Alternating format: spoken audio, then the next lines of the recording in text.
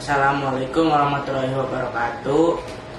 Puji sareng syukur atas kehadirat Allah Subhanahu wa taala kanggo segala limpahan rahmat serta hidayah dina kesempatan ieu urang tiasa patepung jongkok serangan dina ieu acara. Sahabat, lamun teu aya nikmat ti Allah, urang mah biasa patepung sareng kadengkeun ieu pajato nu bade ku sim abdi dugikeun. Nah, hadirin anu sim abdi dipikahormat terutama ka ibu.